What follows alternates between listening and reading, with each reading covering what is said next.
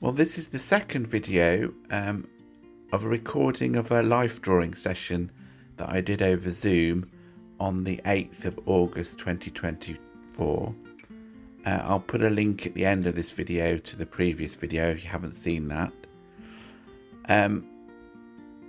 On the previous video I was saying how great life drawing is as a discipline, and the Zoom life drawing isn't ideal in that you aren't with the model and you can't sort of get in close to the model to see what's going on, and also the camera quality sometimes isn't great from the other end. But it's absolutely great for being able to do live drawing regularly with models from all over the world. So it's something that I do on a weekly basis when I can. Obviously sometimes I get busy and can't do that. So this is the second or third pose from that evening session, and this was a long pose. They're normally 10 to 20 minutes, the poses in this group, but this one was 30 minutes, and you can see that I've got two people to draw in this pose, so it's helpful to have a slightly longer pose for this sort of pose. As I said in the last video, you can see that I'm quite hesitant when I'm putting the marks on initially, and when I'm doing that I'm constantly looking at alignment, both vertically and horizontally. So for instance, you've seen me on this video erase the ear at the back a few times, and I'm doing it there, you can see, and I'm checking where that ear is in line with the ear of the person that's in front, for instance. So it's all about checking angles and relative positions from a vertical and horizontal perspective. And if you do these cross checks along with angles as you're gradually putting the lines on, you won't go too far wrong really, because you've got these constant reference points where you're checking things are correct. It's obviously quite a complicated pose, this, with having two people in the pose, but again the same principles apply. You know, you're just looking for the relative positions of everything. We've got extra limbs and stuff in this one to what you would normally do in a session. You can see that I'm using a mechanical pencil, and I tend to use mechanical pencils. It saves sharpening all the time, and they're really good pencils to use. You can also use the lead quite long, so you can sort of use the side of the lead for things like shading. You've just seen me do a bit of shading there. 30 minutes to draw two people in one picture isn't very long at all. So just like the last video, if you saw that video, it's a bit of a compromise. It's always going to be a sketch when you're doing life drawing, but it's about knowing what to put in and what to leave out in terms of detail really. So you'll probably find things like hands aren't particularly drawn in any detail. Tend to do faces as accurately as possible, and I'm getting better and better actually at doing the likenesses of the models that are posing. I've never been very good at likeness really, but I'm improving all the time, and it's just the repetition.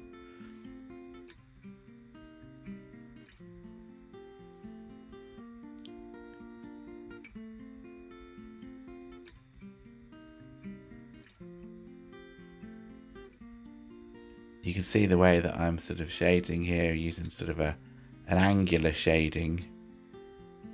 Normally if you were doing a longer, more finished drawing, you'd try and probably add the shading in the direction of the body, but here I'm just doing it using the side of the pencil, and sort of doing all of the shading in a similar sort of diagonal line really.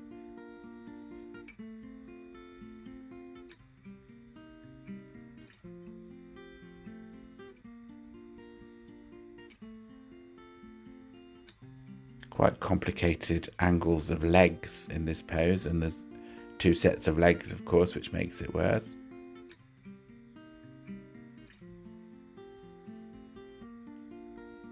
But overall, for a 30-minute drawing, it's coming along quite well.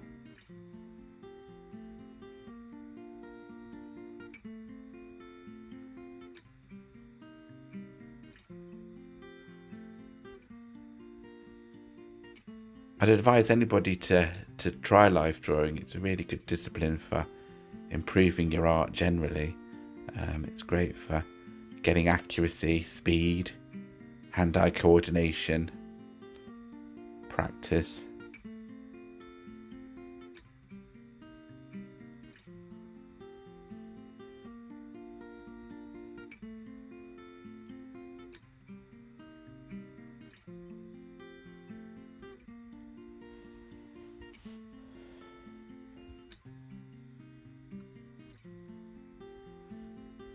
That's just about it, I think. There's not too much more to add here. I'll be titivating the shadows and trying to darken the darkest shadows just to add to the three-dimensionality of the figures.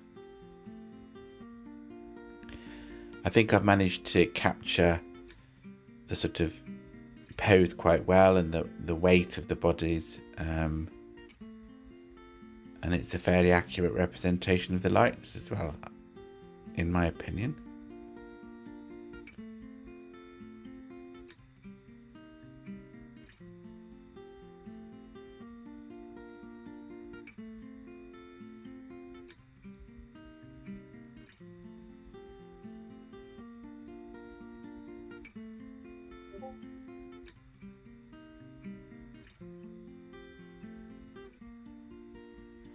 Now just trying to add a bit of the environment in there, sitting on a sort of cloth.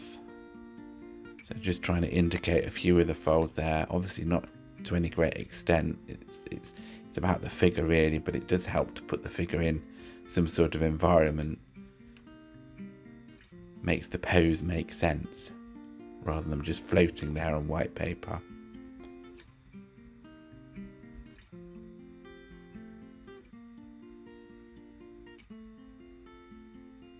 And I think that's about it. So I hope you've enjoyed watching this video. I'm just about to put up the actual finished picture. So that's the finished drawing there. Overall, I'm quite pleased with it myself. If you have enjoyed watching this video, then please give it a thumbs up. That would be really helpful. And if you've got any comments about how you do live drawing or how you might go about live drawing, then please do write them and I'll respond to those.